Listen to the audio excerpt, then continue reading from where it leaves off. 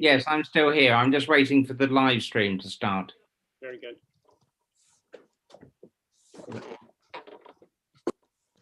Okay, now I think we can start. So, ladies and gents, thank you for coming to this week's Monsoon seminar. Our speaker this week is Steve Clemens from Brown University, who really needs no introduction from me.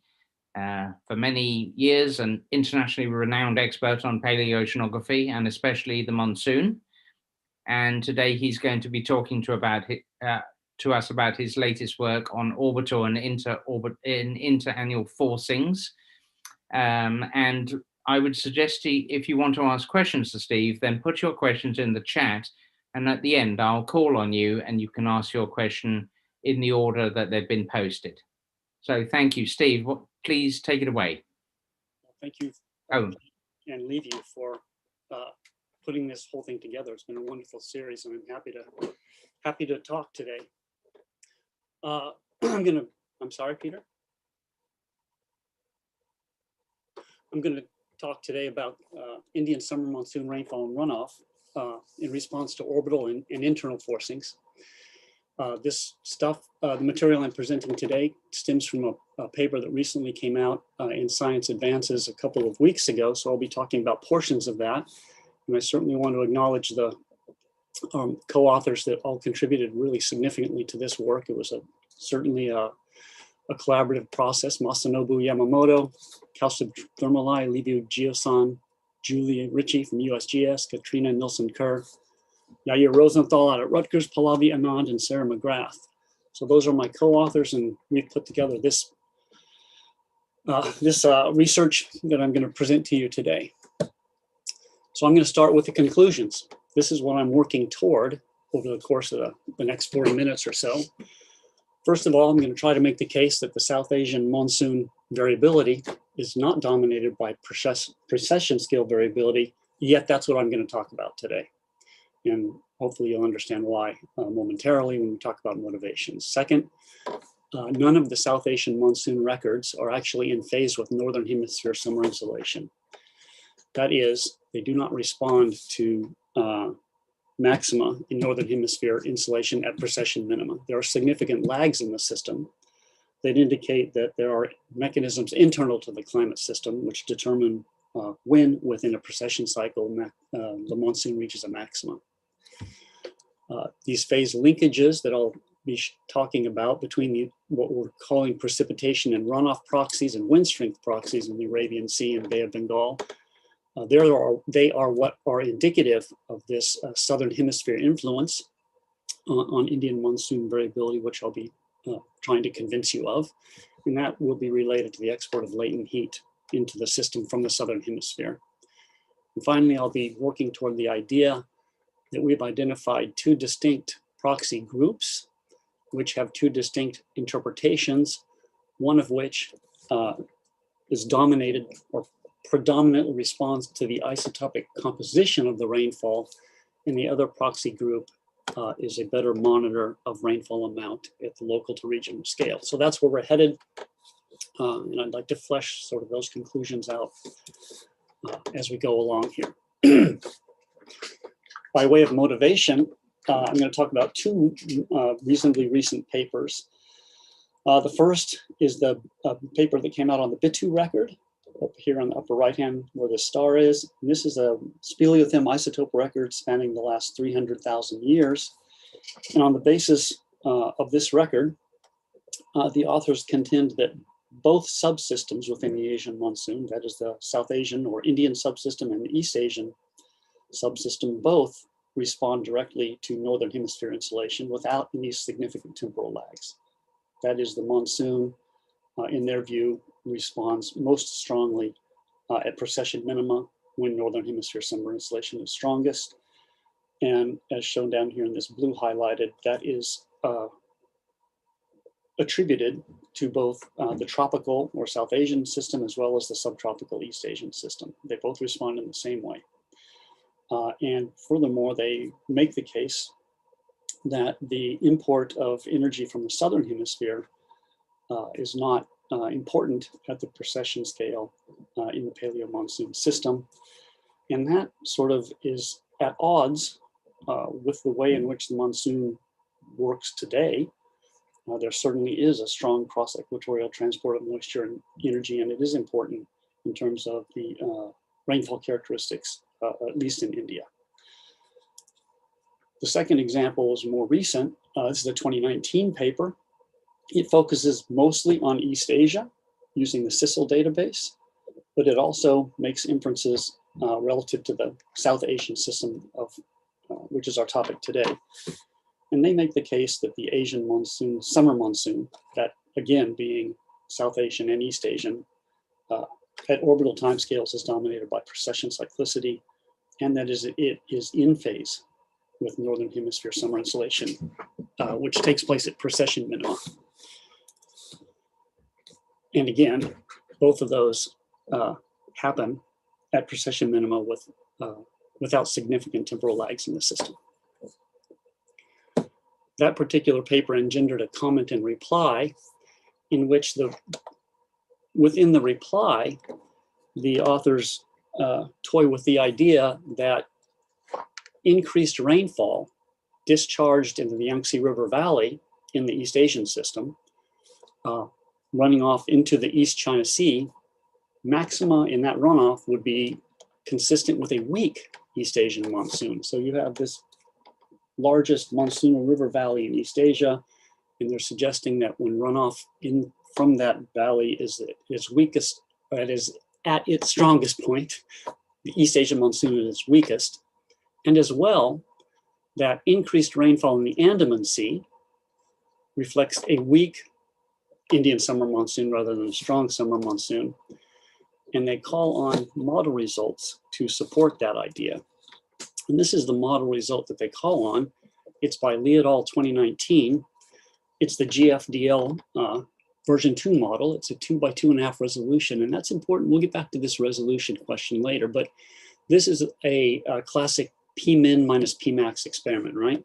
The equilibrium simulation for June perihelion minus the equilibrium simulation for December perihelion.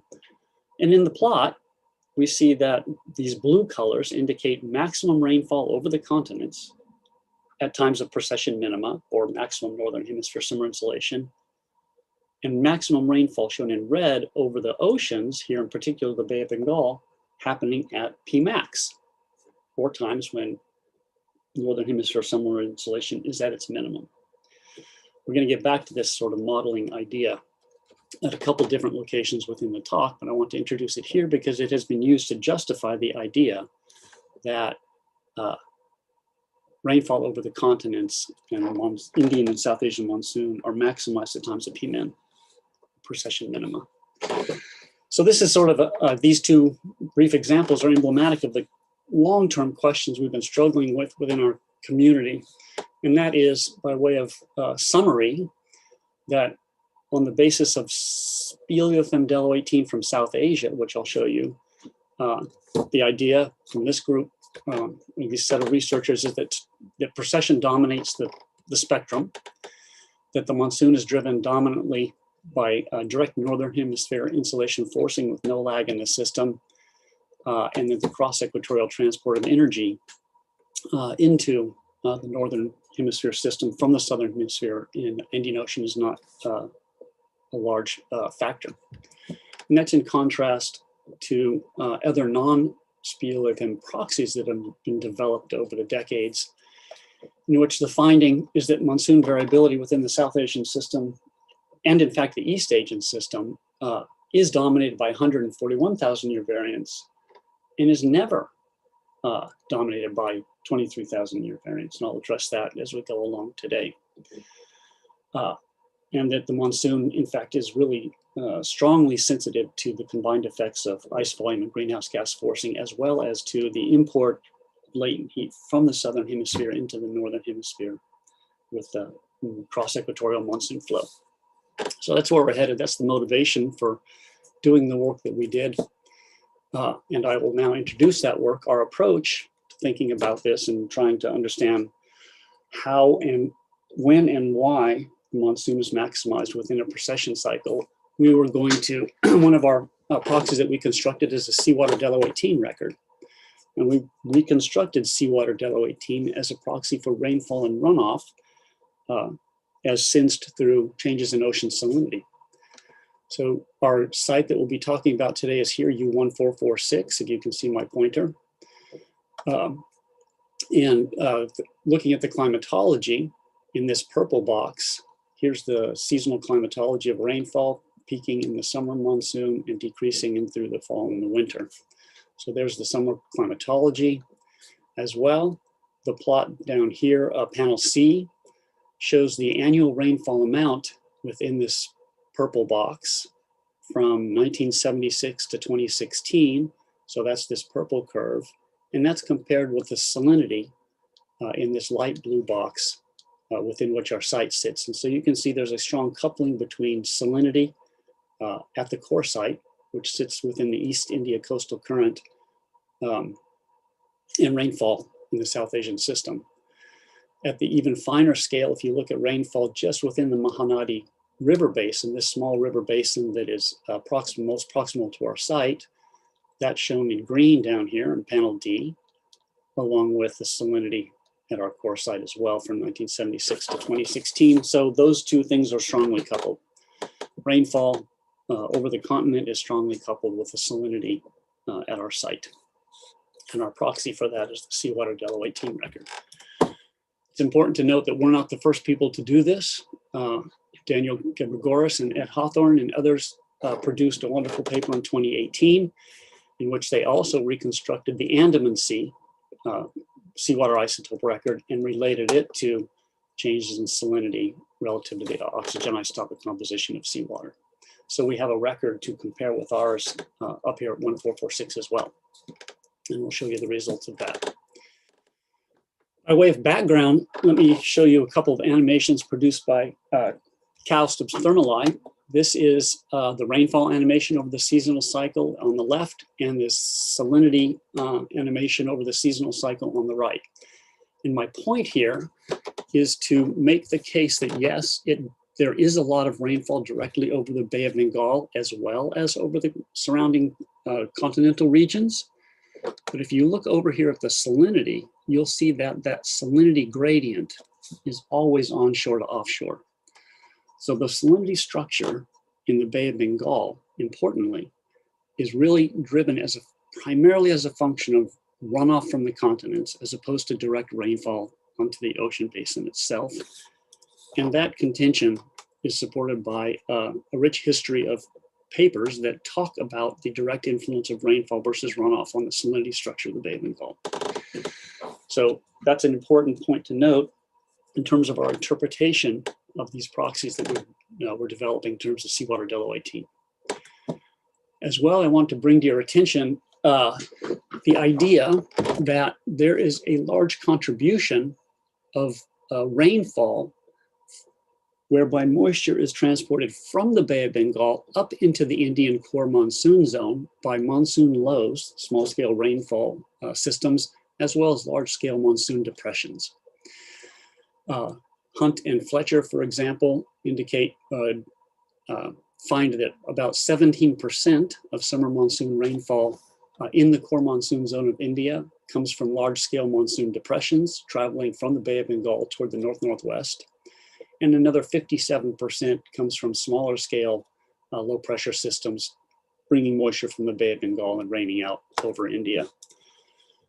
Hurley and Booz as well studied this system. They found between 40 and 80% of Indian summer monsoon rainfall is sourced from the Bay of Bengal, tracking north-northwest onto the continents as a function of the movement of these monsoon depressions and low pressure systems. And then Yoon and Cheng also find the same thing, 40 to 55% of the total rainfall is associated with moisture transported from the Bay of Bengal onto the Indian continent. So the idea that Bay of Bengal is a strong moisture source is important in terms of our background, and hopefully you'll understand why as we progress.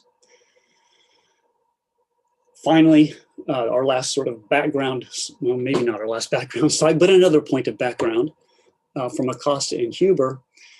These panels show climatology of the 850 millibar flow from the Bay of Bengal into India. And all these climatologies show transport of winds and moisture from the Bay of Bengal into this low-level jet that they call the Endogangetic low-level jet that runs along the forefront of the Himalayas. You see it in all these three climatologies, and it's a fairly strong mechanism by which moisture is transported into the system and by which the tracking of the monsoon lows take place.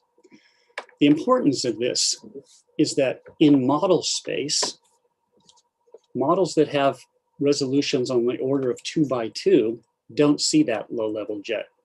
They don't see the dynamics of moisture transport from the Bay of Bengal into India. They are strongly biased towards moisture transported from the Arabian Sea and raining out orographically along the forefront of the Himalayas. And their point in this paper is that it's not until you get down to model resolutions of 1/4 by 1/4 degree that you begin to see this low-level jet as it exists today.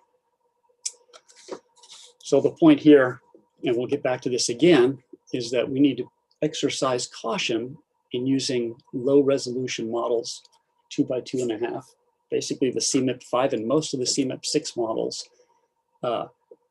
We need to exercise caution in thinking about those types of model results in the Pmax, Pmin, or the Pmin, Pmax difference plots as a means of directly interpreting the phase of the monsoon at orbital timescales. So again, we'll get back to that as well. If you want to see what I'm talking about in all its glory, this is a nullschool.net flow for June 18, 2021. I just happened to be looking at the site today, and it is a wonderfully classic flow, which you see the cross-equatorial wind field at 850 millibar, bringing moisture into the Indian system. You see that recurvature in the Endogangetic low-level jet right in here, bringing moisture in. You see it split off, bringing moisture into the Irrawaddy-Salween basins, which drain into the Andaman Sea. Over here, over the Arabian Peninsula, you see the winds that transport dust out into the Arabian Sea, which in the past people have used to monitor changes in wind strength. So a lot of the features that we typically think about when we think about the monsoon system are shown in this one particular day of classic monsoon circulation. You even see the flow across the peninsula here, up through the South China Sea and up into the Yangtze River Valley region, where it's met by air coming in from the north, creating frontal-driven rainfall over the valley itself. So these are the features that I just talked about in the previous slides, and here they are in their animation of the 850 millibar nullschool.net site on this particular day. Okay, site 1446. This is a bathymetric reconstruction. This is the coast of India up here. This is all unmapped continental shelf, at least in this particular figure. And then we have the continental break, slope, and rise. And U1446 sits on the toe of this northeast-southwest trending ridge, isolating it from the turbidite deposition that you find on the fan further offshore. These are the seismic images of our site. This is U1446. You see these wonderful subparallel reflectors down to a depth of 200 meters. Both the strike and dip lines below that, there's a lot of free gas, and there are gas migration structures, in some cases coming all the way up to the sea surface at present. So when we drilled this site, we took care to relieve the pressure on each individual core. And this is a short video of that.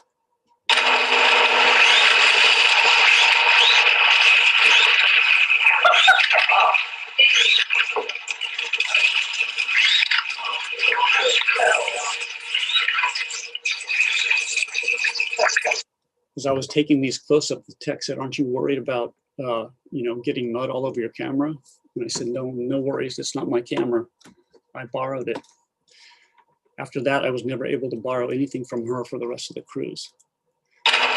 So, U1446, more background. Here's the winter precipitation, summer precipitation. I think all of us understand that it rains greatly over the Bay of Bengal and surrounding continents. The point here is this salinity profile. Shown right across here. Once all that rainfall has happened, there's a slight lag before the runoff actually enters the Bay of Bengal, and you have this wonderful low salinity East India coastal current feature running right along the coast of India, and our site is sited within the middle of that East India coastal current to reflect that runoff. So in salinity space, the site sits right beneath this low salinity tongue, which is the salinity manifestation of the East India coastal current. Okay, here's the record itself. In the top plot, we have the benthic isotope record in blue, and we have mapped it to the LRO4 chronology to give a benthic isotope chronology. The planktonic record is the next record down. These scales are quite different. The amplitude of the planktonic record is much bigger than the benthic record.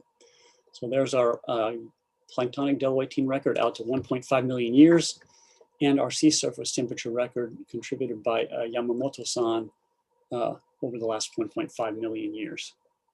So in order to derive the seawater Delawaitine record, one needs to remove the sea level component of that, the global Delawaitine variability from the planktic record, and the sea surface temperature variability from the planktic record to yield the Delawaitine seawater record, which we interpret as a function of dilution by freshwater runoff.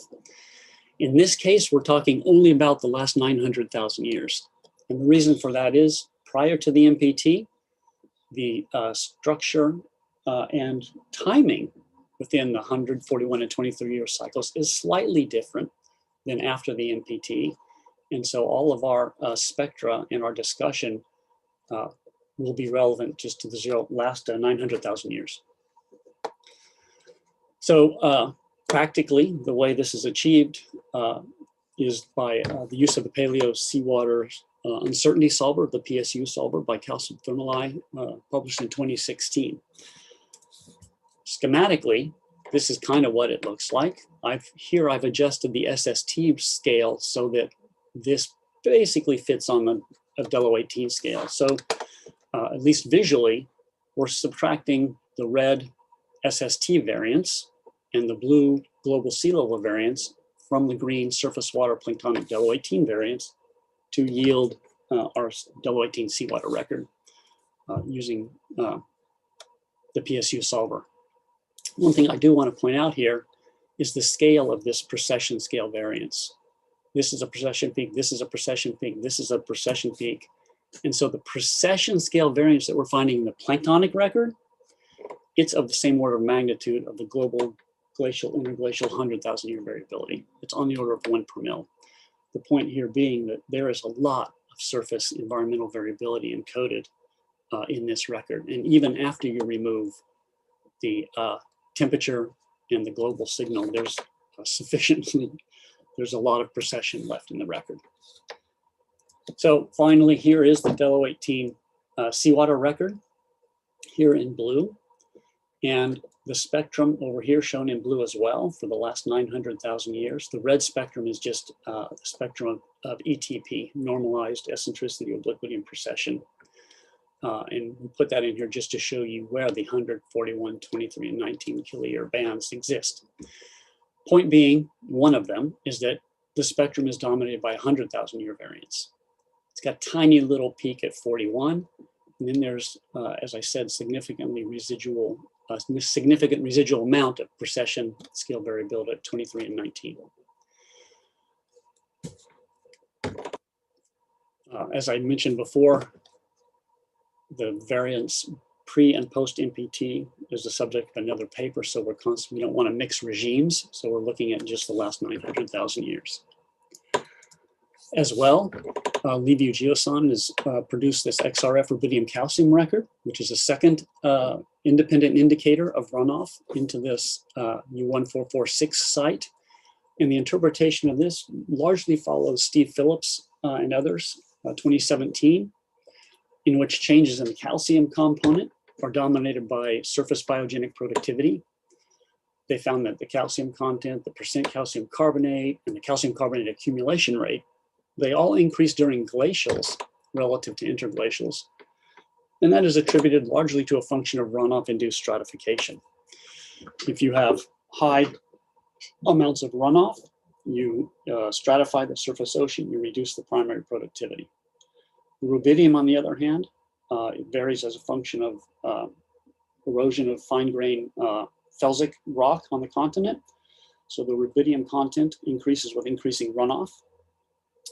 As well, Steve Phillips and others showed that lithogenic accumulation at this site actually increases during interglacials.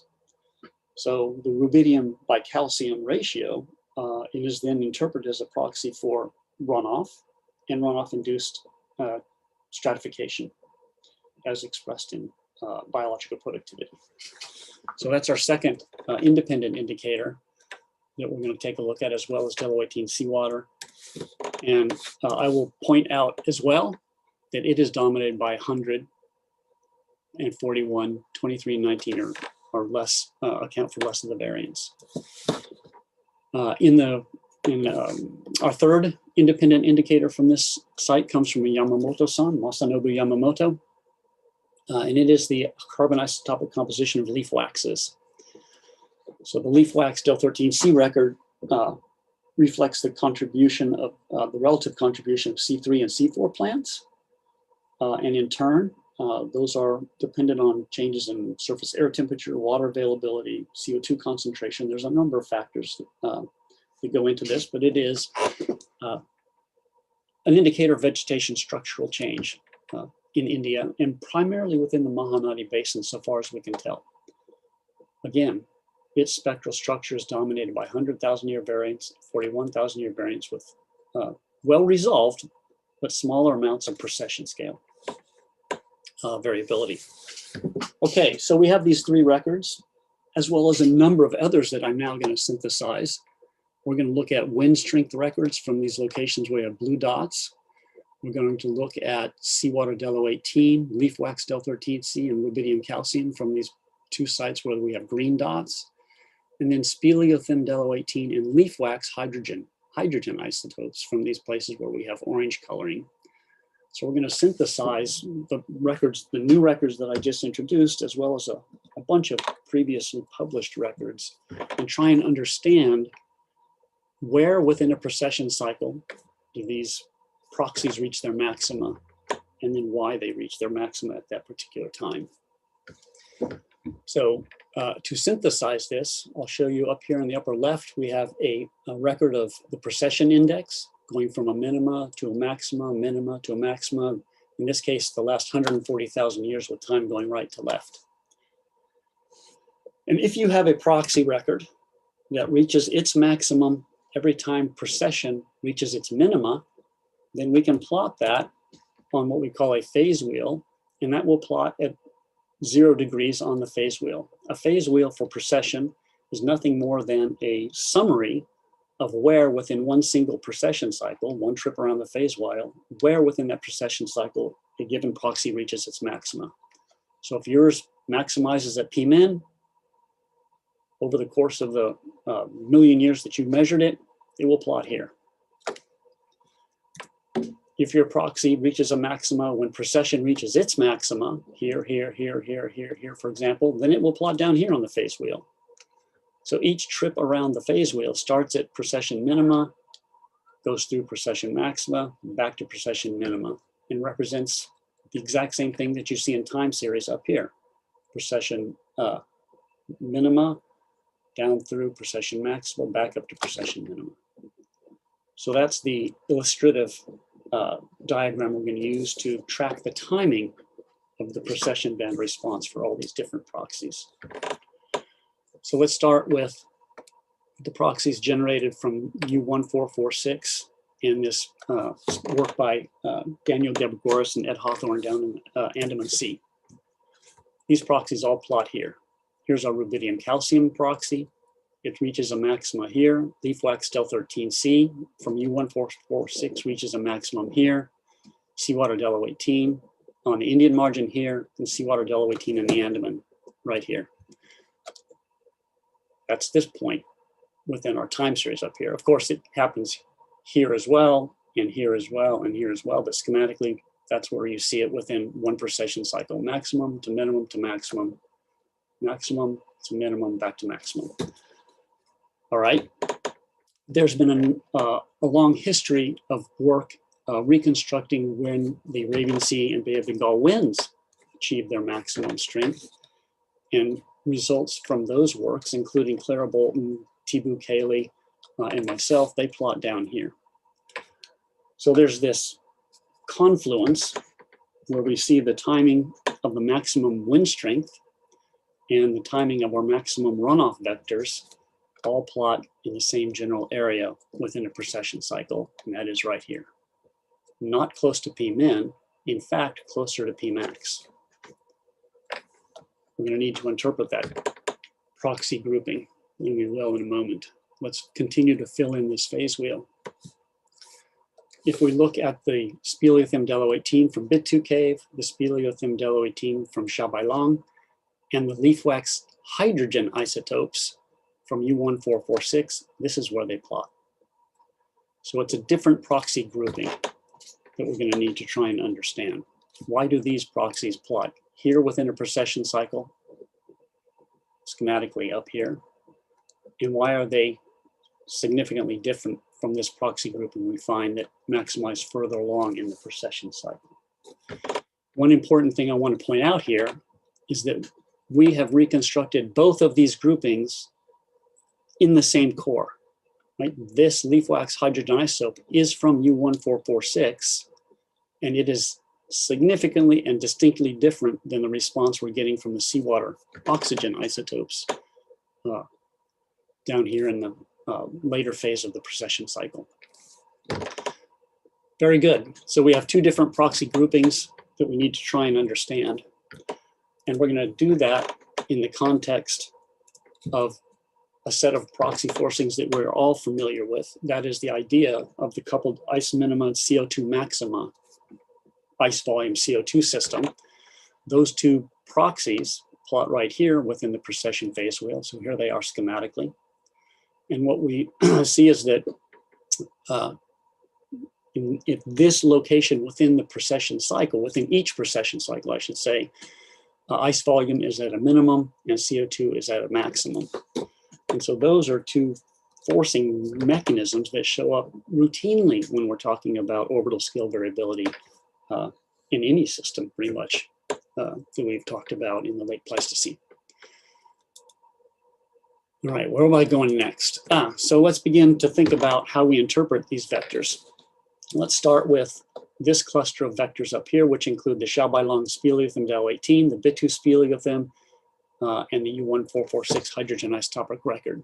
Sarah McGrath took on an examination of all these three records and published her results recently in Geophysical Letters, GRL, Geophysical Research Letters. This is her hydrogen isotope leaf wax record, spanning the last 600,000 years. And what she found in this paper is that the leaf wax hydrogen isotope record, it is strongly coherent and in phase with maximum greenhouse gases, minimum ice volume, not only at the precession band, but also at the eccentricity and obliquity band. So across all orbital timescales, her leaf wax hydrogen isotope record is coherent and in phase with this coupled ice minimum CO2 max forcing. So it's a fairly short step to infer that changes in the hydrogen isotopic composition of leaf waxes are really intimately coupled with these large-scale changes in northern hemisphere ice volume and CO2. She also demonstrated that her leaf wax record is strongly coherent with both the XBL oxygen isotopes and the Bit2 oxygen isotopes, and that they all plot in the same phase space up here. And as well, she demonstrated that from a spectral standpoint, neither of these two records, XBL or Bit2, are dominated by 23,000 year variance. The most of their variance actually resides in the 100,000 year band. That was expressed explicitly in the XBL paper itself, but not in the Bit2 paper. And finally, these grouping of water isotope records from the continent, whether it's in calcium carbonate of the speleothem or wax, particular wax on plants, they were interpreted in terms of predominantly reflecting the isotopic composition of rainfall, not rainfall amount. So precession band phase of the records is predominant reflects the combined influence of insolation, but even the bigger influence of ice volume CO2 coupling, and predominantly reflect changes in the isotopic composition of that rainfall, not the rainfall itself, and that those changes in isotopic composition vary as a function of changes in the source area and the evaporation precipitation along that transport path between moisture evaporation over the ocean and the moisture condensation over the continents. And this supports strongly the findings of Tabor et al. In 2018, who used an isotope-enabled model to try and understand what causes variability in the isotopic composition of rainfall in the South Asian monsoon system. And so the idea is that at times of precession minima, moisture evaporation source is more distal. That moisture undergoes a longer transport path with more rain out along the transport path, leading to depleted isotopes over the continent in terms of the rainfall sensed by the caves and the leaf wax. That is in contrast to times of Pmax, precession maxima, where the evaporative source is more proximal, both in the Arabian Sea and Bay of Bengal. The transport path is shorter, and therefore you have heavier isotopic signals recorded in the caves and in the plant waxes. So it's consistent both internally relative to the timing that you see here, and is very consistent with the results of Tabergon in their isotopic enabled model investigation of what drives the variability in these water isotope records. Okay, let's turn our attention to interpretation of this grouping of strong winds and what we're interpreting as strong rainfall and runoff on the phase wheel. One, we can see that this grouping is definitely not driven directly by Northern Hemisphere summer insolation, or all of these vectors would be pointed up here. There's a big lag in the system relative to that potential forcing mechanism. They're not driven directly by this, the coupled ice min CO2 max system either, or else these vectors would point much closer to these. Instead, what we find is that they plot in terms of timing somewhere between the coupled ice volume CO2 max forcing and precession maxima. And that has been interpreted as a combined sensitivity to both ice minimum CO2 max and the timing within each precession cycle whereby latent heat export from the southern hemisphere into the northern hemisphere is maximized. And that takes place down here at Pmax. So the explanation of why we think the southern hemisphere is willing to give up its maximum amount of latent heat, impart it into those cross-equatorial winds, and export it up into the Asian monsoon system is as follows. So seasonality conditions at precession maxima are characterized by warm southern hemisphere summers, that's December, January, and February, during which time you pack heat into the southern hemisphere ocean. And that is immediately followed on the seasonal scale by the cold southern hemisphere winters, that is JJA. And so down here at Pmax, you have maximized the southern hemisphere ocean atmosphere temperature gradient, leading to the maximum export of energy from the ocean into the atmosphere for export into the northern hemisphere system. So we think this grouping of maximum rainfall and runoff response is equally sensitive both to these large-scale forcing mechanisms of CO2 and ice volume and this timing of maximum latent heat export from the southern hemisphere. And again, that is consistent with the role of the southern hemisphere Indian Ocean in exporting energy and moisture into the South Asian system, causing increased summer monsoon rainfall in the modern. So it's nothing new. It's an expression of the same way that the modern system works in the paleo system. So this group down here, we are provisionally, or not provisionally, we are interpreting this, these water isotopes. They are terrestrial water isotopes as rainfall and runoff amount, as opposed to this group, which we're interpreting as the reflecting isotopic composition of that rainfall. Okay, let's bring it back to this modeling idea. So here, Bosmans et al. In 2018 sort of summarized the various Pmin, Pmax experiments that have been conducted to date using both the EC Earth result, the GFDO result, and CESM. These are all on the order of 2x2 models. And these are the 3 different Pmin minus Pmax experiments. And in the same vein that we looked at the very first slide, blue indicates maximum rainfall over the continents right up here at the 0 on the phase wheel. Red indicates maximum rainfall at Pmax down here at 180 on the phase wheel. And I would contend that these Pmin minus Pmax equilibrium simulations, they're simply not appropriate for directly interpreting the timing of orbital scale variability at the precession or obliquity bands, right? And the reason is, at least in my view, fairly obvious. They have no variability in greenhouse gases. They're all set to pre-industrial, and they all have constant ice volumes. That's also set to pre-industrial. So the largest factor, the coupled ice volume CO2 factor, known to cause variability and lags within the system at the orbital timescale, are not incorporated in here. Stated bluntly, every single point on Earth would have a rainfall maxima either here or here in this construction. Nothing would plot between those two. And finally, I guess I would argue that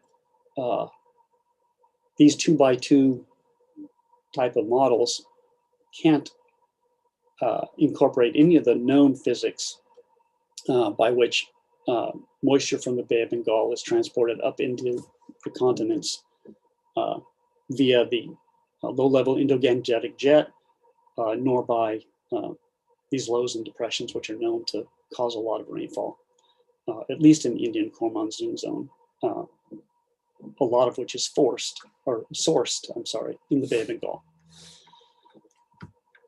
All right, so I guess in conclusion, I would say that neither the South Asian monsoon nor the East Asian monsoon, we didn't talk about this, is dominated by precession scale variability.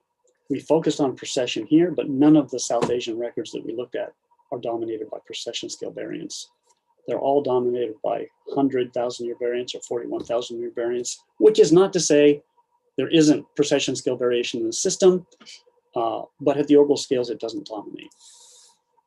None of the South Asian records are in phase with Northern Hemisphere insolation, or they would all have plotted up here. So Northern Hemisphere summer insolation is not the direct driver of precession scale variability in this system. Even the Speleothem Delo 18 and leaf wax records are lagged. And finally, we would make the case that these phase linkages between precipitation and runoff proxies and wind strength proxies, they do support the idea that there is a large and a significant role of Southern Hemisphere forcing in driving changes in Northern Hemisphere's, at least the South Asian summer monsoon variability. And finally, I think, at least in our view, we've successfully separated a set of proxies that dominantly reflect the isotopic composition of precipitation and a set of proxies that dominantly reflect the rainfall and runoff amount at the precession scale. So thank you. I'd be happy to take questions. Thank you very much, Steve. So let me see. Would anyone like to ask a question?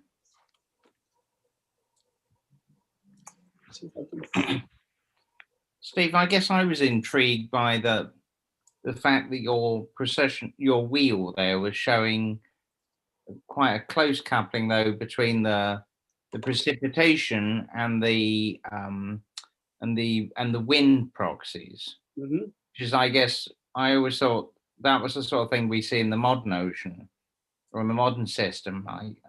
But I thought over longer time periods, the sort of things that usually worry me. I thought that we were thinking that there wasn't such good coupling between, say, rainfall in the places like the Northwest Himalayan foreland and upwelling offshore Oman. But what you're saying is that at least on these sort of timescales, they are working quite well together. They are, and that is not necessarily the case at the obliquity band. There is considerable scatter between our rainfall and runoff indicators and these wind indicators, the obliquity band. And in some cases, there's more variance at the obliquity band. So it depends upon the scale that you're talking about, whether they're that coupled or not. Right. So that, is not inconsistent with what you're thinking. Yeah. Quick question here, if I may. Sure. Of course. How come that del O18 is not affected by source like hydrogen? How come the del O18? I mean, it still goes a long way during P min and a shorter path during P max, or vice versa. I can't remember. Why? Oh, yeah. So I think that was part of her finding, is that it is impacted by changes in source area. For hydrogen. Yeah, I mean, the hydrogen and the oxygen are really intimately coupled, as you know, right? They go in the same direction. Light hydrogen isotopes, light oxygen isotopes. Their inferences are the same in terms of. So wouldn't our runoff proxy be plotting with the hydrogen?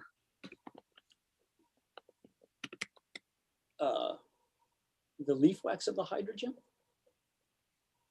No, the 4Ms. I mean, the runoff has a oxygen isotope signature in the end when you take out everything, and that's affected by the source. Why don't we see it where we see leaf wax hydrogen?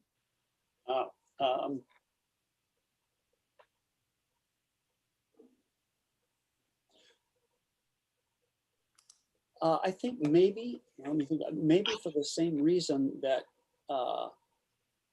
we don't necessarily see in here the effects of the changing isotope composition of the river water either, right? I mean, there are people who make the case that, when you melt glacial ice, that can, be sensed in the oxygen isotope composition of freshwater flux. And I think the signal of dilution, Anyway, something to think about. It just struck me why those are not plotting in the same place. I guess one is just a dilution, and the other is a straight up measurement of the isotopic composition of the rainfall itself. I see. Right, it takes a huge amount of variability in the isotopic composition of the freshwater flowing in to change that offshore signal. Yeah, you're right. I mean, here you have the input from Ganges, Brahmaputra, not only Mahanadi, the entire region there. So you play that effect. And as well, you can compare the Andaman record, which probably doesn't sense a lot of ice melt coming in from the Irrawaddy and Salween, to the Indian margin record, which could sense all of that at certain times, yet they give the same phase. Interesting. So the isotopic composition of the freshwater coming in doesn't seem to influence the offshore record as much as it does. Okay. Thank you. Terrestrial isotope records. So we have a question from Paul Wilson now. Thanks, Peter. Really nice, Steve. I really enjoyed the talk, and I'm convinced that these records on marine sites are really important. I was very impressed by the earlier study, the work that you did off East Asia, that was sort of pointing in this same direction, questioning the some interpretations of the speleothem records. Mm-hmm. I guess one sort of detailed question first would be, you didn't have time to kind of show the Arabian Sea records. There are lots of different records that are sort of used to interpret wind strength in the Arabian Sea.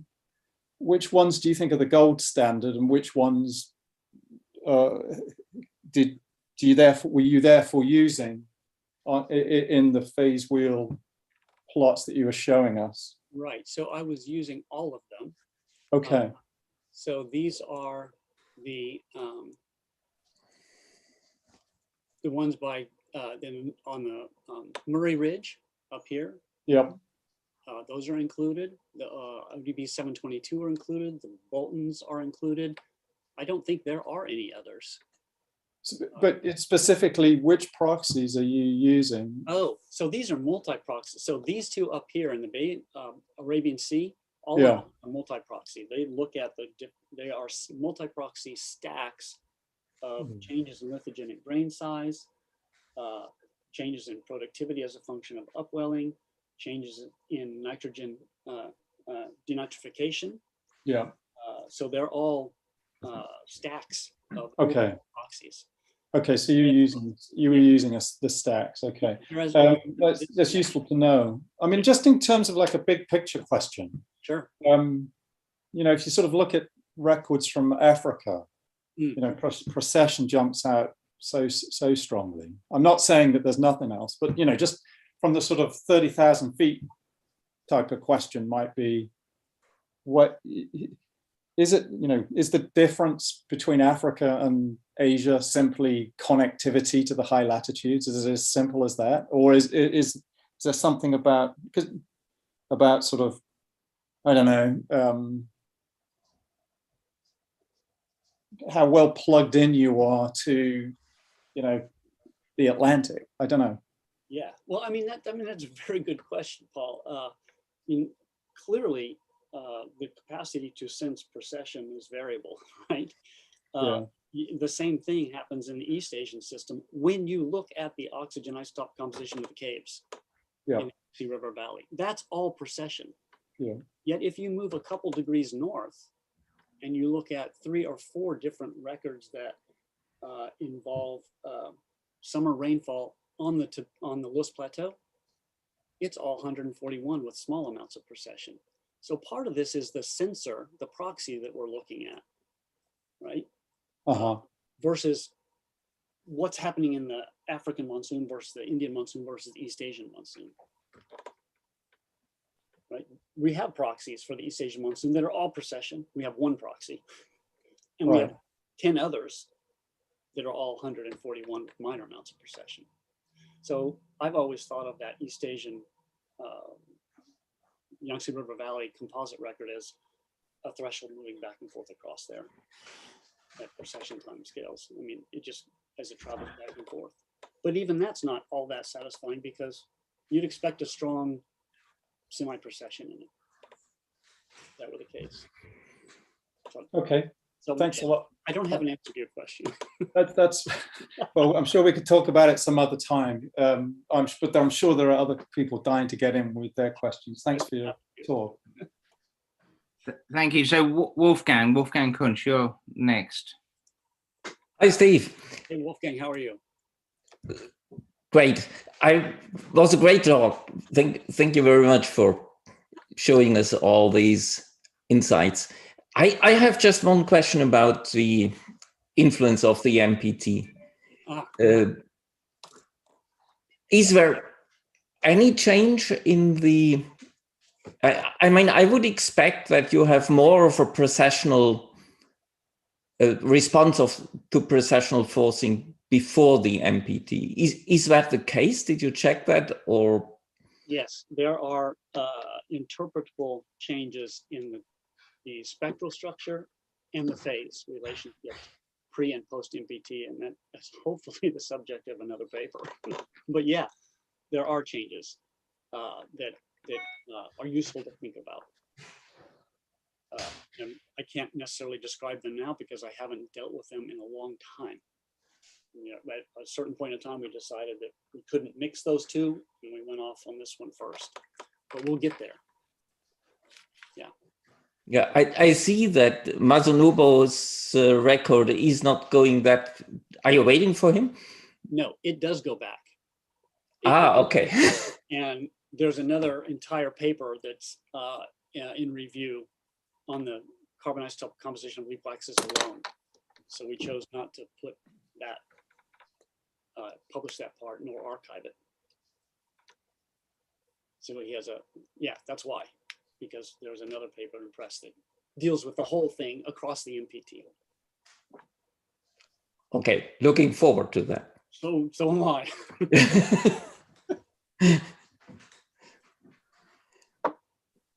Do we have any further questions? No need to be shy. Well, 3, 2, 1. If nobody else wants to ask a question, perhaps you could join me in thanking Steve for his talk, either unmuting yourself or using your reaction buttons as the mood takes you. Thank you. And then before we wrap up entirely, I believe Liviu wants to say something about next week. Hello, everybody. Thank you, Steve, and thank you for everybody participating to this series. We plan to have a grand finale next week, inviting 4 monsoon specialists from all over the continents, one from Japan, one from China, one from the US, and one from Europe. And they will discuss their impressions from this seminar that ran for half a year now, and the future of the monsoon studies, particularly after this long pandemic. Are we returning to a normal? What is normal? Can we foresee in a better future for this kind of research? Rick Murray will moderate the panel, and let's hope that it's going to be a success as much as the seminar so far. Thank you again, everybody. We'll send the announcement very soon. That's right. If you're on the email list, I'll send you out something during the week, and we'll be posting it on the website as usual. It is sort of a semi-grand finale because we'll be starting again, of course, in September with another round of talks for the second half of the year. But in the meantime, thank you very much. Thank you, Steve, and stay safe. Have a good summer. Bye-bye for now.